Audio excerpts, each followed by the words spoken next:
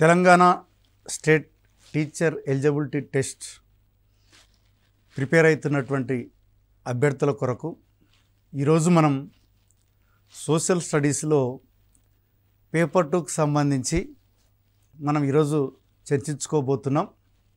ముఖ్యంగా diversity on the earth అన్నటువంటి theme కింద మనం ఈరోజు చర్చించుకుందాం.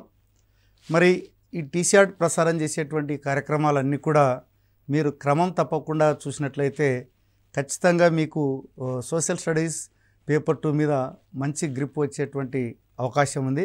మరి టీషర్ట్ అభ్యర్థులందరూ కూడా ఈ అవకాశాన్ని వినియోగించుకోవాలి.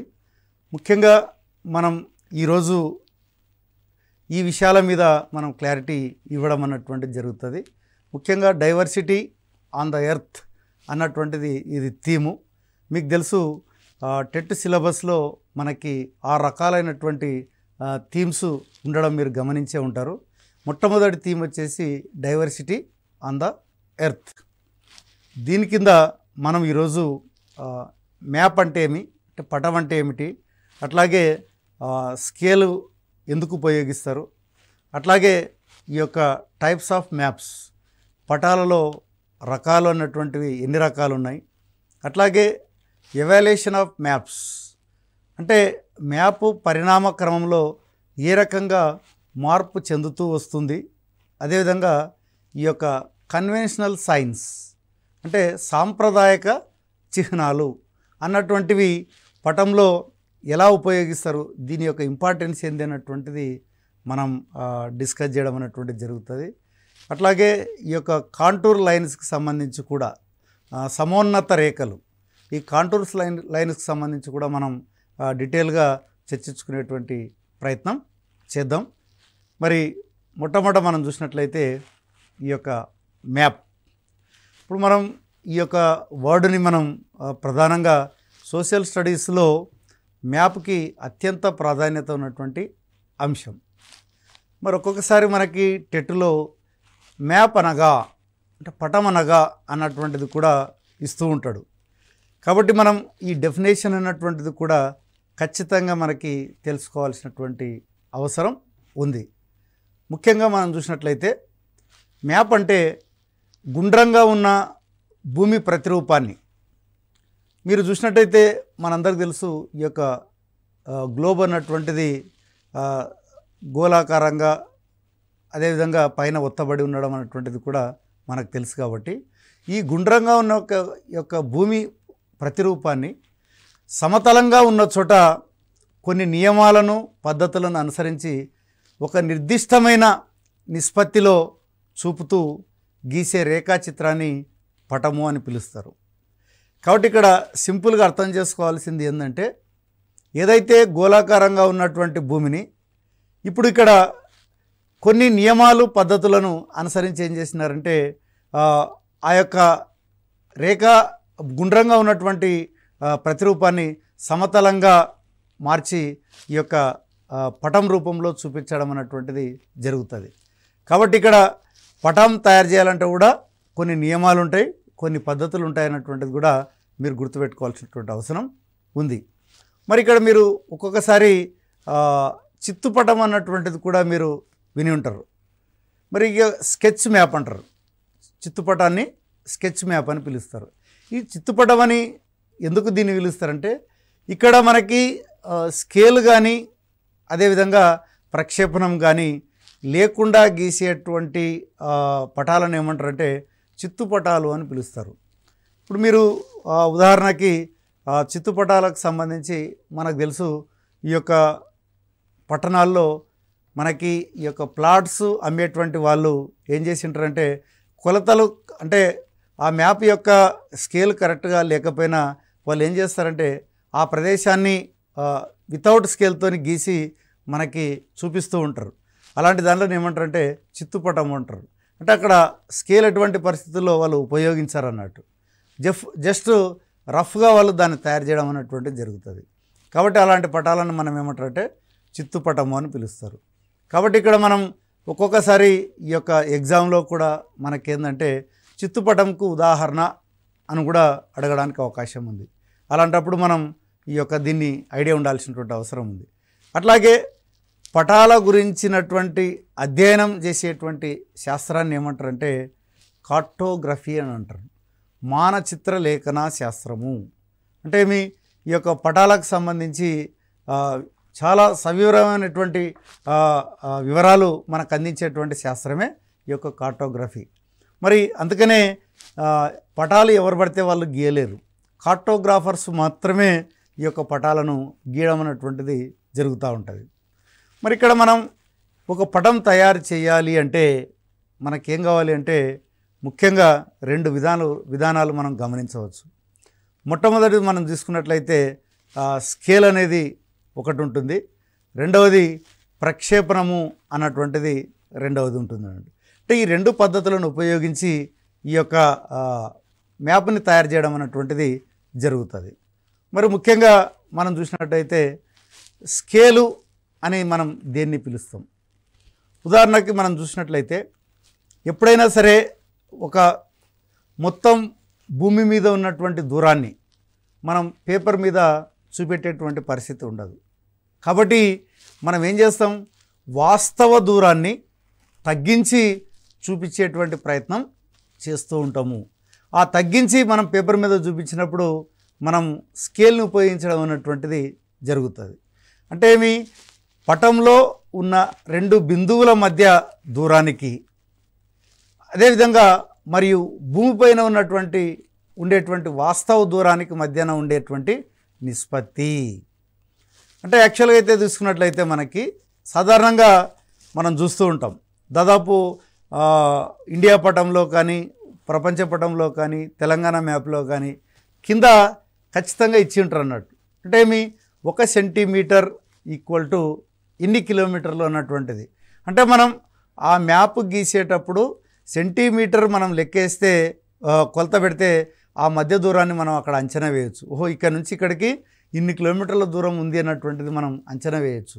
ఎట్లా అంచనా వేయచ్చు అంటే మనకి ఆ యొక్క మ్యాప్లో స్కేల్ అన్నటువంటిది కంపల్సరీ ఇచ్చి ఉంటారు కాబట్టి దాన్ని చూసి మనం ఆ ప్రదేశాల మధ్య దూరాన్ని ఈజీగా అంచనా వేయవచ్చు. కాబట్టి మనకు టెట్లో కూడా దీనికి సంబంధించి స్కేలు అనగా అన్నటువంటిది కూడా ఇవ్వడానికి అవకాశం ఉంది. అట్లాగే మనకి స్కేల్లో ఇచ్చేటువంటి కింద స్కేల్ ఇస్తున్నారు. ఇప్పుడు ప్రజెంట్గా మనం అందరం కూడా వాడేది ఏంటంటే స్టేట్మెంట్ స్కేల్. స్టేట్మెంట్ స్కేల్ అంటే వాక్య రూప స్కేలు. అంటే ఒక వాక్యంలో ఉంటుంది. మీరు గమనించండి, 1 సెంటీమీటర్ ఈజ్ ఈక్వల్ టు 200 కిలోమీటర్లు. అంటే మనం ఇండియా మ్యాప్లో మనం కింద చూసినట్టయితే ఆ మ్యాప్ యొక్క సైజును బట్టి మనకి కార్టోగ్రాఫర్స్ ఏం చేస్తారంటే మనము 1 సెంటీమీటర్ ఈజ్ ఈక్వల్ టు 200 పెట్టుకోవచ్చు. మ్యాప్ ఇంకా చిన్నగా పెట్టాలనుకున్నప్పుడు 1 సెంటీమీటర్ ఈజ్ ఈక్వల్ టు 500 కూడా పెట్టుకోవచ్చు. అంటే ఆ యొక్క మ్యాప్ యొక్క సైజును బట్టి ఈ యొక్క దూరము అన్నటువంటిది మారిపోతూ ఉంటుంది. కాబట్టి మనకి ఎగ్జామ్లో కూడా సాధారణంగా ఏమడుగుతుంటాడంటే మనకి ఈ యొక్క పటంలో చూపించేటువంటి స్కేలు ఏ రకమైనటువంటిది అని అడగడానికి అవకాశం ఉంది. కాబట్టి అలాంటప్పుడు మనం ఏం చేయాలంటే ఇది స్టేట్మెంట్ స్కేల్ అన్నటువంటిది మనం గుర్తుపెట్టుకోవాల్సినటువంటి అవసరం ఉంది. అంటే వాక్యరూప స్కేల్ మాత్రమే మనం చూస్తున్నాం. ఇప్పుడు మనకి ఈ యొక్క స్కేల్కి సంబంధించి ముఖ్యంగా 6వ తరగతిలో మనకి చాలా క్లియర్గా ఫస్ట్ పాఠంలో డిస్కస్ చేయడం అన్నటువంటిది జరిగింది. అంటే బ్రిడ్జి మీద ఉన్నటువంటి వాస్తవ దూరము, అదేవిధంగా ఆ బ్రిడ్జి యొక్క మనం పేపర్ మీద గీసినప్పుడు మరి ఉన్నటువంటి దూరము మనం నిష్పత్తి చూసినట్లయితే పేపర్ మీద 5 సెంటీమీటర్లు ఉన్నప్పుడు మరి ఆ యొక్క బ్రిడ్జి మీద 5 కిలోమీటర్లు ఉన్నప్పుడు మనం ఏం చేయొచ్చు అంటే 1 సెంటీమీటర్ ఈక్వల్ టు 1 కిలోమీటర్ అన్నటువంటిది మనం స్కేల్లో చూపించడం అన్నటువంటిది జరుగుతుంది. కాబట్టి ఈ యొక్క ఏదైనా సరే ఒక పటం గీయాలి అంటే ఖచ్చితంగా స్కేల్ యొక్క ఆవశ్యకత చాలా ఉంది. ఇక నెక్స్ట్ మనం తీసుకున్నట్లయితే ఈ యొక్క మనకి టైప్స్ ఆఫ్ మ్యాప్స్ అన్నటువంటివి కూడా ఉన్నాయి. కాబట్టి అంటే పటాల్లోని రకాలు మీరు గమనించండి. ముఖ్యంగా పటాలను ఈ యొక్క స్కేల్ ఆధారంగా గీయడం అన్నటువంటిది జరుగుతుంది అని ఇందాక చెప్పడం అన్నటువంటిది జరిగింది. మరి ఇక్కడ స్కేల్ ఆధారంగా గీస్తే మరి ఇక్కడ 2 రకాలైనటువంటి స్కేల్స్ ఉన్నాయి. ఒకటి బిగ్ స్కేల్, రెండవది స్మాల్ స్కేల్. ఎందుకంటే పటాలను గీసేటప్పుడు కూడా ఈ 2 స్కేల్ ఆధారంగా పటాలు గీయడం అన్నటువంటిది జరుగుతుంది. ముఖ్యంగా మరి బిగ్ స్కేల్ అన్నప్పుడు దీంట్లో మళ్ళీ తిరిగి 2 రకాలైనటువంటి పటాలను మనం గమనించవచ్చు. ముఖ్యంగా కెడాస్ట్రల్ పటాలు, ఒకటోది కెడాస్ట్రల్ పటాలు అన్నటువంటిది ఒకటి ఉంది. రెండవది మనం తీసుకున్నట్లయితే టోపోగ్రాఫికల్ మ్యాప్స్ అన్నటువంటిది రెండవది ఉంది అన్నట్టు. అంటే బిగ్ స్కేల్లో కూడా 2 టైప్స్ ఆఫ్ మ్యాప్స్ ఉన్నాయి, కెడాస్ట్రల్ మ్యాప్స్ అండ్ టోపోగ్రాఫికల్ మ్యాప్స్. మరి ఇక్కడ మనం చూసినట్టయితే దీనిని కెడాస్ట్రియల్ మ్యాప్స్ అంటే మనకేందంటే ఒక గ్రామం కానివ్వండి, ఒక పట్టణం కానివ్వండి, ఒక సిటీని కానివ్వండి చూపించడానికి ఈ యొక్క కెడాస్ట్రల్ మ్యాప్లను వాడమన్నటువంటిది జరుగుతుంది. ముఖ్యంగా మనం చూసినట్టయితే ఈ యొక్క అంటే బిగ్ స్కేల్ యొక్క ముఖ్య ఉద్దేశం ఏంటంటే తక్కువ ఏరియాలో తక్కువ వైశాల్యంలో ఎక్కువ విషయాలను అందించేటువంటిది ఈ యొక్క బిగ్ స్కేల్ యొక్క ముఖ్య ఉద్దేశం. రేపు ఇది అడగడానికి చాలా ఎక్కువ అవకాశం ఉంది. బిగ్ స్కేల్ యొక్క ఉపయోగం అన్నప్పుడు ఏంటంటే వైశాల్యం తక్కువగా ఉంటుంది కానీ చూపించేటువంటి అంశాలు చాలా డీటెయిల్డ్గా ఉంటే దాన్ని ఏమంటారంటే బిగ్ స్కేల్ అని పిలుస్తారు. ముఖ్యంగా ఈ యొక్క కెడాస్ట్రియల్ మ్యాప్స్ అన్నటువంటిది ఈ యొక్క పట్టణాలు కానివ్వండి, గ్రామాలు కానివ్వండి, అదేవిధంగా గ్రామంలో ఉన్నటువంటి భూములు కానివ్వండి, ఇవన్నిటినీ కూడా ఏం చేస్తారంటే ఈ యొక్క బిగ్ స్కేల్ ఆధారంగా ఈ కెడాస్ట్రియల్ మ్యాప్స్ ఆధారంగా చూపించడం అన్నటువంటిది జరుగుతుంది. అట్లాగే థిమాటిక్ మ్యాప్స్కి సంబంధించి మనం చూసినట్లయితే ముఖ్యంగా ప్రభుత్వాలు ఏం చేస్తుంటాయంటే ఈ యొక్క రైల్వే లైన్ల కొరకు కావచ్చు, ఇప్పుడు రోడ్లు వేయడానికి కావచ్చు. ఇప్పుడు సపోజ్ ఏదైతే ఇప్పుడు మనకి ఔటర్ రింగ్ రోడ్కి సంబంధించి మళ్ళీ ఈ మధ్యకాలంలో పడమర సైడు ఏది మ్యాప్ అన్నటువంటిది గవర్నమెంట్ రిలీజ్ చేయడం అన్నటువంటిది జరిగింది. అంటే మనకి ఆ మ్యాప్ ఆధారంగా ఎక్కడెక్కడ భూములు పోతున్నాయన్నటువంటిది, అదేవిధంగా ఎక్కడి నుంచి రింగ్ రోడ్ వస్తుందన్నటువంటిది మనకి ఈజీగా తెలిసిపోతుంది అన్నట్టు. కాబట్టి ఇలాంటి మ్యాప్లను ప్రభుత్వాలు ఏం చేస్తాయంటే ఈ యొక్క సర్వే ఆఫ్ ఇండియా వాళ్ళ యొక్క సహకారంతో గీయించుకొని ఒక ప్రదేశం అభివృద్ధి చెందడానికి ఈ యొక్క మ్యాప్లు చాలా దోహదపడడం అన్నటువంటిది జరుగుతుంది. కాబట్టి ఇక్కడ మనం గుర్తుపెట్టుకోవాల్సింది ఏంటంటే బిగ్ స్కేల్ అన్నటువంటిది తక్కువ ఏరియాను ఎక్కువ వివరాలతో అందించేది ఈ యొక్క బిగ్ స్కేలు. మళ్ళీ బిగ్ స్కేల్లో 2 రకాలు, ముఖ్యంగా కెడాస్ట్రల్ మ్యాప్స్ అండ్ ఈ యొక్క టోపోగ్రాఫికల్ మ్యాప్స్. ఇక రెండవది మనం తీసుకున్నట్లయితే స్మాల్ స్కేల్. ఇది స్మాల్ స్కేల్ మనం తీసుకున్నట్లయితే చాలా వైశాల్యం చాలా ఎక్కువగా ఉంటుంది, వివరాలు చాలా తక్కువ అందించడం అన్నటువంటిది జరుగుతుంది. ముఖ్యంగా మనకున్నటువంటి ప్రపంచ పటాలన్నీ కూడా ఈ యొక్క స్మాల్ స్కేల్ ఆధారంగానే గీయడం అన్నటువంటిది జరుగుతుంది. ముఖ్యంగా మనం చూసినట్టయితే ఏది ఇప్పుడు మనకి భౌగోళిక పటాలైనటువంటి ఖండాలు, మహాసముద్రాలు, అదేవిధంగా పర్వతాలు, పీఠభూములు, మైదానాలు, ఇలాంటివన్నీ మొత్తం ఒకే పటంలో చూపించాలన్నప్పుడు ఖచ్చితంగా ఈ యొక్క స్మాల్ స్కేల్ని ఉపయోగించే తయారు చేయడం అన్నటువంటిది జరుగుతుంది. ముఖ్యంగా మనం వాడేటువంటి అట్లాస్ ఏదైతే ఉందో అట్లాస్లో ఉన్నటువంటి మ్యాప్లన్నీ కూడా స్మాల్ స్కేల్ ఆధారంగా తయారు చేసేటటువంటి మ్యాపులు. అట్లాగే గోడకు తగిలించేటువంటి వాల్ మ్యాప్స్ అన్నీ కూడా స్మాల్ స్కేల్ ఆధారంగానే ఈ యొక్క తయారు చేసినటువంటి మ్యాపులు. కాబట్టి స్కేల్ ఆధారంగా మనం తీసుకున్నట్లయితే ఈ యొక్క బిగ్ స్కేల్ ఉంది, స్మాల్ స్కేల్ అన్నటువంటిది ఉంది. ఇక దీంట్లో కూడా స్మాల్ స్కేల్లో కూడా మనకి ఏంటంటే అది ఎక్కువ వైశాల్యాన్ని తక్కువ వివరాలతో చూపించేటువంటి స్కేల్ ఏదన్నప్పుడు మనకు స్మాల్ స్కేల్గా గుర్తుపెట్టుకోవాల్సినటువంటి అవసరం ఉంది. అట్లాగే మనకి ఈ యొక్క థిమాటిక్ అంటే విషయాల ఆధారంగా కూడా మ్యాప్లను మనం 2 రకాలుగా విభజించవచ్చు. ముఖ్యంగా ఒకటి ఫిజికల్ మ్యాప్స్, రెండవది కల్చరల్ మ్యాప్స్. అంటే మీ భౌతిక పటాలు, అదేవిధంగా ఈ యొక్క సాంస్కృతిక పటాలు అన్నటువంటివి 2 రకాలుగా ఉండడం మనం గమనించవచ్చు. మరి ఏవి భౌతిక పటాలు అన్నటువంటిది కూడా ఒకసారి మనం గమనిస్తాం. ముఖ్యంగా ఈ యొక్క ఫిజికల్ మ్యాప్స్ని భౌతిక పటాలను పిలుస్తారు, అదేవిధంగా సహజ పటాలని కూడా పిలవడం అనేది జరుగుతుంది. ముఖ్యంగా దీంట్లో చాలా ఖచ్చితంగా వచ్చేటువంటి ప్రశ్న ఏంటంటే, ఈ క్రింది వానిలో భౌతిక పటానికి ఉదాహరణ ఏది అని అడగడానికి అవకాశం ఉంది. లేదంటే ఈ క్రింది వానిలో భౌతిక పటం కానిది అని కూడా అడగడానికి అవకాశం ఉంది.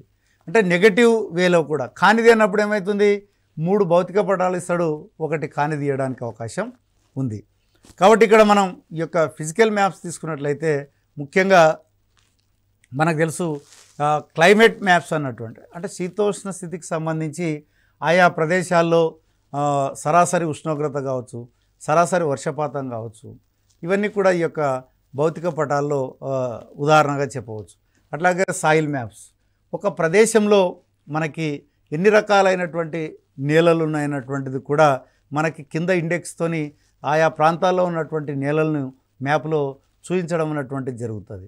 అట్లాగే రిలీఫ్ అండ్ స్లోప్స్, అంటే మీ ఇక్కడ రిలీఫ్ అన్నప్పుడు మనకి ఏంటంటే పర్వతాలు ఎక్కడ ఉన్నాయి, అదేవిధంగా పీఠభూములు ఎక్కడ ఉన్నాయి, మైదానాలు ఎక్కడ ఉన్నాయి అన్నటువంటిది కూడా మనకి యొక్క ఫిజికల్ మ్యాప్లో చూపించడానికి అవకాశం ఉంది. అట్లాగే మౌంటైన్స్కి సంబంధించి సపరేట్ మ్యాప్స్, ఫ్లాట్కి సంబంధించినటువంటి సపరేట్ మ్యాప్స్, అంటే మీ పీఠభూములను చూపించేటువంటి మ్యాప్లు మాత్రమే చూపించడం. అట్లాగే పటంలో మైదానాలకు సంబంధించినటువంటి చూపించడం. అట్లాగే భారతదేశ పటంలో కావచ్చు, ప్రపంచ పటంలో కావచ్చు, ఆయా ఖండాల్లో కావచ్చు, ఈ రివర్స్కి సంబంధించి కూడా మనకి ఎక్కడెక్కడ ఏ నదులు ఎక్కడ పుట్టి ఏ సముద్రంలో కలుస్తున్నాయి అన్నటువంటిది కూడా మనకి రేఖా రూపంలో ఈ యొక్క రివర్స్ను కూడా మనం గమనించవచ్చు. అట్లాగే న్యాచురల్ వెజిటేషన్ అన్నటువంటిది కూడా చూడవచ్చు. అంటే ఏ ప్రాంతంలో ఎక్కువగా మనకి అడవులు ఉన్నాయి.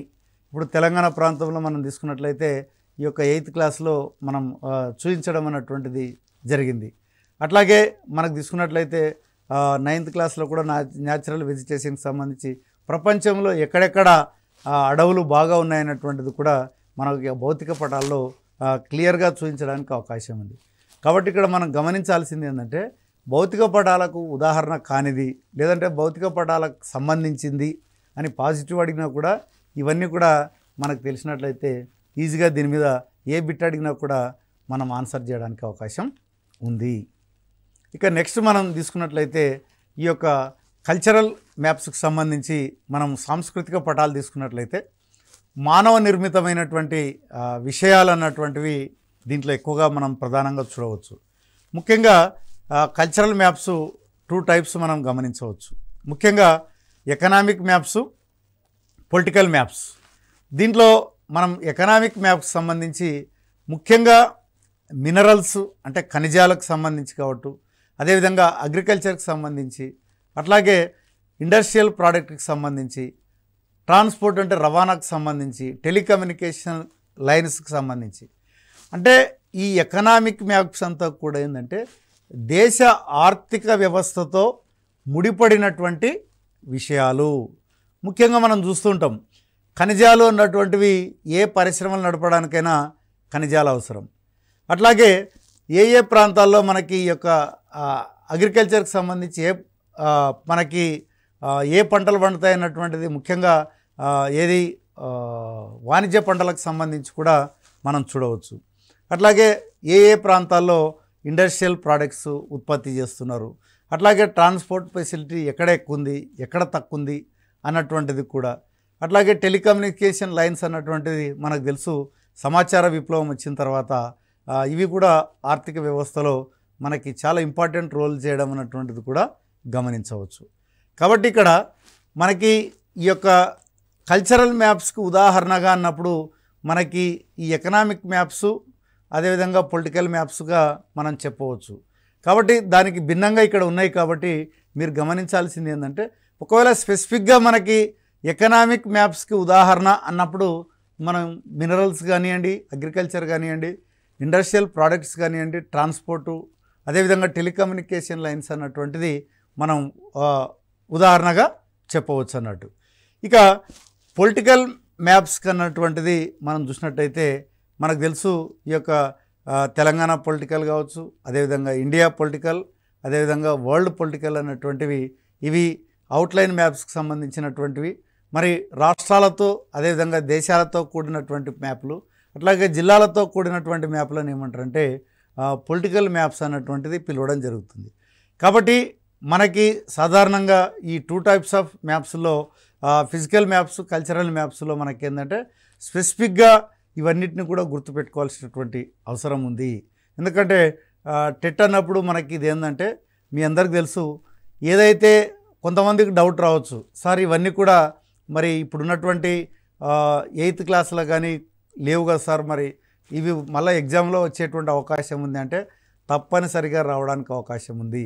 ఎందుకంటే టెట్ యొక్క నోటిఫికేషన్లో చాలా క్లియర్గా చెప్పడం జరిగింది.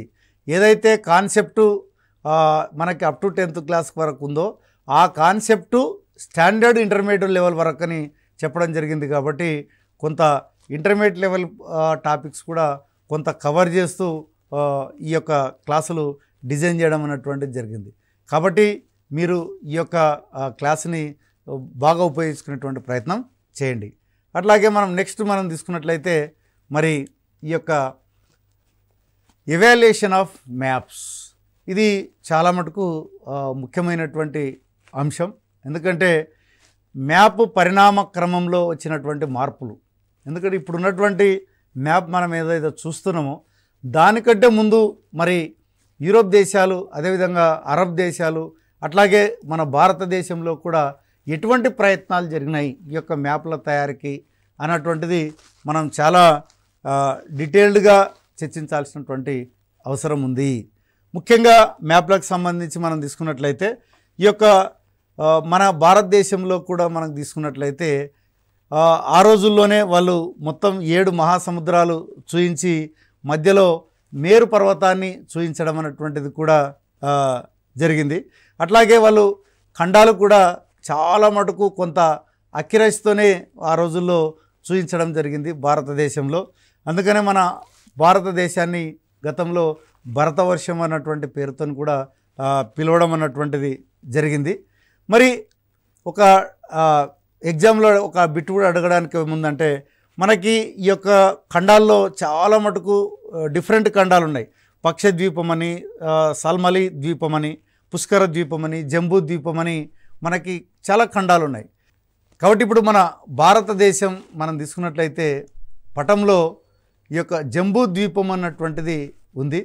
ఈ భారతదేశం జంబూ ద్వీపము అన్నటువంటి దాంట్లో భాగంగా మనం ఏర్పాటు చేయడం అంటే జంబూ ద్వీపంలో భారతదేశం అన్నటువంటిది ఒక పార్ట్గా ఉండడం అన్నటువంటిది మనం గమనించవచ్చు. ముఖ్యంగా మన ప్రాచీన భారతదేశంలో ముఖ్యంగా ఆర్యభట్ట లాంటి వాళ్ళు ఆ రోజుల్లోనే ఈ యొక్క అక్షాంశాలు, రేఖాంశాలను ఉపయోగించి వాళ్ళు మరి మ్యాపులు తయారు చేసినట్టుగా కూడా మనకి చరిత్ర ద్వారా తెలుస్తూ ఉంది. క్రీస్తు శకం 5వ శతాబ్దంలో ఆర్యభట్ట ఆ రకమైనటువంటి ప్రయత్నం చేయడం జరిగింది. అట్లాగే ఆ రోజుల్లో ఉన్నటువంటి ఈ యొక్క భూమి కానివ్వండి, సముద్రాలు కానివ్వండి, ఆకాశం కానివ్వండి, వీటన్నిటినీ ఊహించుకుంటూ మధ్యప్రదేశ్లోని జవోరా అన్నటువంటి ప్రాంతంలో మనకి ఈ యొక్క ఏది పెయింటింగ్ వేసినట్టుగా కూడా మనకి చరిత్ర ద్వారా తెలియడం అన్నటువంటిది జరుగుతుంది. కాబట్టి మనకు ఆ రోజుల్లోనే ఈ యొక్క ఎవరు మన పూర్వీకులు ఈ పటాల గురించినటువంటి అధ్యయనం చేసినట్టుగా మనకి తెలుస్తూ ఉంది. కాబట్టి ముఖ్యంగా మన భారతదేశంలో ఆర్యభట్ట గురించి ప్రత్యేకంగా తెలుసుకోవాల్సినటువంటి అవసరం ఉంది. కాబట్టి ఇక్కడ మనకి ఎటువంటి ప్రశ్న అడగడానికి అవకాశం ఉందంటే, ఏ శతాబ్దంలో భారతదేశంలో మొట్టమొదట అక్షాంశాలు, రేఖాంశాలు ఉపయోగించి పటాలు తయారు చేసినట్టుగా తెలుస్తుంది అన్నప్పుడు 5వ శతాబ్దం అన్నటువంటిది చెప్పవచ్చు. అలాగే మనకు తీసుకున్నట్టయితే 5వ శతాబ్దంలో ఎవరు ఈ యొక్క మ్యాప్ల తయారీకి ప్రయత్నం చేసినట్టుగా చరిత్ర ద్వారా తెలుస్తుంది అని అడిగినప్పుడు ఆర్యభట్ట అని కూడా మనం చెప్పడానికి అవకాశం ఉంది. అట్లాగే మనం తీసుకున్నట్లయితే ఈ యొక్క మొఘలుల కాలంలో కూడా ఈ యొక్క పటాల తయారీకి కొంత ప్రయత్నాలు జరిగినట్టుగా చెప్పవచ్చు. ముఖ్యంగా 17వ శతాబ్దం, ముఖ్యంగా సాదిక్ ఇస్ఫాహాస్ అన్నటువంటి ఆయన జాన్పూర్లో ఒక అట్లాస్ తయారు చేసినట్టుగా కూడా మనకి చరిత్ర ద్వారా తెలుస్తుంది. కాబట్టి ఈ పేర్లు కూడా ఈ యొక్క టెట్లో చాలా అడగడానికి అవకాశం ఉంది. కాబట్టి ఇక్కడ జాన్పూర్ అన్నటువంటిది ప్రదేశము. ఆ జాన్పూర్ అన్నటువంటి ప్రదేశంలో ఈయన సాదిక్ ఇస్ఫహాస్ అన్నటువంటి వ్యక్తి అట్లాస్ తయారు చేసినట్టుగా మనకి 17వ శతాబ్దంలో దొరికినటువంటి ఆధారాలను బట్టి మనకి తెలుస్తూ ఉంది. అదేవిధంగా మనం చూసినట్టయితే ఇప్పుడు ఏదైతే మనం పటాలని పిలుస్తున్నామో, ముఖ్యంగా పురాతనమైనటువంటి పటాలు ఏ సంవత్సరం నాటివని మనం గమనించినట్లయితే 4000 సంవత్సరాల కిందటివి ఇవిగా చెప్పవచ్చు. వీటిని మొట్టమొదటగా తయారు చేసినటువంటి వాళ్ళు ఎవరంటే సుమేరియన్లు. ఇప్పుడు మనకి ఇంతకుముందు కూడా చరిత్రలో మనం చూడవచ్చు సుమేరియన్ నాగరికత అన్నటువంటిది. అంటే ఇక్కడ ప్రస్తుతం అది ఏ దేశంలో ఉందంటే మనకి ఇరాక్లో ఉంది. అందుకనే మనకి సుమేరియన్లు అని ప్రస్తుతం ఏ దేశ పౌరులను పిలుస్తారు అని కూడా అడగడానికి అవకాశం ఉంది. కాబట్టి ఇక్కడ మనం ఏంటంటే ఈ యొక్క ఇరాక్ దేశస్తులు అనేటువంటిది మనం గుర్తుపెట్టుకోవాల్సినటువంటి అవసరం ఉంది. మరి అతి పురాతనమైనటువంటి పటాలు ఎన్ని సంవత్సరాల కింద తయారు చేసినారంటే మనకు 4000 సంవత్సరాల కింద వీటిని తయారు చేయడం జరిగింది అని కూడా అడగడానికి అవకాశం ఉంది. మరి ఆ రోజుల్లో వాళ్ళు ఎలా తయారు చేశారు మ్యాపులు అని అంటే, వాళ్ళు ఆ రోజుల్లో మనకి మట్టి పలకలతోని మ్యాప్లను తయారు చేయడం జరిగింది. అందుకనే మనకి కొంత విరిగిపోయినటువంటి పటాలు మనకి దొరకడం అన్నటువంటిది జరిగింది. వాటిని మనం టెక్స్ట్ బుక్లో కూడా చాలా క్లియర్గా ఇవ్వడం అన్నటువంటిది జరిగింది. అట్లాగే మనం తీసుకున్నట్లయితే బాబిలోనియన్లు కూడా 2000 సంవత్సరం సాధారణ శకం అంటే క్రీస్తు శకం మనకి 2000 సంవత్సరంలో ఇరాక్ వాళ్ళు కూడా ఈ యొక్క బాబిలోనియన్లు వాళ్ళు ఏం చేసినారంటే సేమ్ ఒక 7 ఖండాలుగా వాళ్ళు చూపిస్తూ ముఖ్యంగా వాళ్ళు కూడా ఈ యొక్క మట్టి పలకలతోనే తయారు చేయడం అనేటువంటిది జరిగింది. కానీ ఇక్కడ ఏం చేసినారంటే మనకి బాబిలోనియన్లకు సంబంధించి ముఖ్యంగా వాళ్ళు మధ్యలో ఏదైతే క్రీస్తు జన్మించినటువంటి స్థానాన్ని మధ్యలో చూపిస్తూ జెరూసలేంని మరి మిగతా ప్రాంతాన్నంతా కూడా చుట్టూ చూపించడం జరిగింది. ముఖ్యంగా వాళ్ళు ఏం చేశారంటే ఈ యొక్క యూరోపు అదేవిధంగా ఆసియా ఖండాన్ని చూపించడం అనేటువంటిది జరిగింది. ఇక మనకి ముఖ్యంగా మనం తీసుకున్నట్లయితే ఈ గ్రీక్ భౌగోళిక శాస్త్రజ్ఞుడైనటువంటి అలెక్సిమెండర్ అన్నటువంటి ఆయన, అదేవిధంగా మిలిటస్ అన్నటువంటి ప్రదేశం ప్రస్తుతం టర్కీలో ఉంది. ఆయన వాళ్ళిద్దరూ మనం తీసుకున్నట్లయితే హెకాటియస్ అదేవిధంగా హెరోడోటస్ అన్నటువంటి ఇద్దరు కూడా వీళ్ళ ముగ్గురు కలిసి కూడా మ్యాప్లను తయారు చేసేటువంటి ప్రయత్నాలు చేయడం జరిగింది. వీళ్ళు ప్రపంచ పటాన్ని తయారు చేయడం అన్నటువంటిది జరిగింది. ముఖ్యంగా వీళ్ళు ఏం చేసినారంటే ప్రపంచ పటాన్ని తూర్పు నుండి పడమరకి గీయడం అన్నటువంటిది మొదలుపెట్టినారు. అట్లాగే ఉత్తరం నుండి దక్షిణానికి గీయడం అన్నటువంటిది మొదలు పెట్టడం అన్నటువంటిది జరిగింది. ఇక్కడ మీరు బాగా గుర్తుపెట్టుకోవాల్సిన అంశం ఏంటంటే ముఖ్యంగా ఈ యొక్క హెకాటియస్ కానీ హెరోడోటస్ కానీ ప్రపంచ పటాన్ని గీసేటప్పుడు వాళ్ళు అనుసరించినటువంటి పద్ధతి ఏది అని మనం గమనించినట్లయితే తూర్పు నుండి పడమర అదేవిధంగా ఉత్తరం నుండి దక్షిణము అన్నటువంటిది మీరు స్పెసిఫిక్గా గుర్తుపెట్టుకోవాల్సినటువంటి అవసరం ఉంది.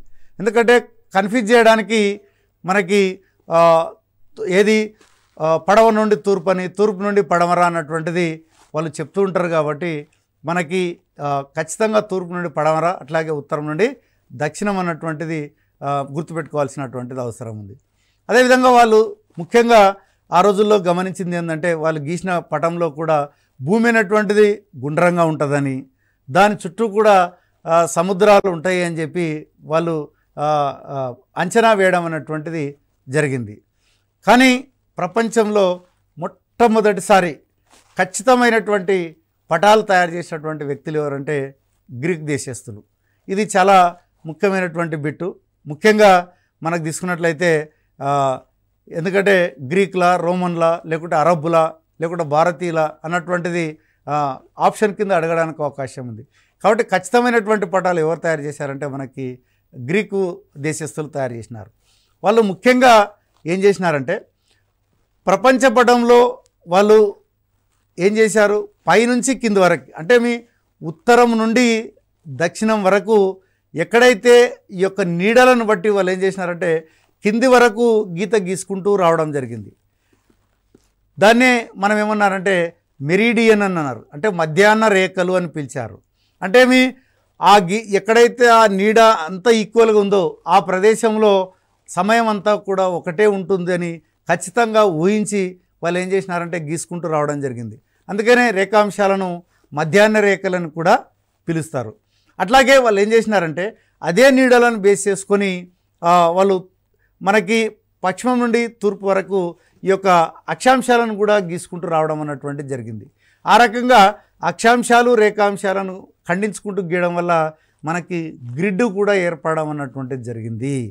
కాబట్టి ఇక్కడ ఎప్పుడైతే గ్రిడ్ వచ్చిందో గ్రిడ్ వల్ల మనకి ప్రధానమైనటువంటి ఉపయోగం ఏంటంటే ఒక ప్రదేశాన్ని మనం ఈజీగా మనం అంచనా వేయవచ్చు.